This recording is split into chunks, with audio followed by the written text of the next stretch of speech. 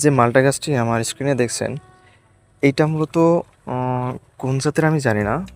লাগানো হয়েছিল, যাই হোক। এখন এটা শুধুমাত্র লাগানোর উপরেই ছেড়ে দেওয়া হয়েছিল।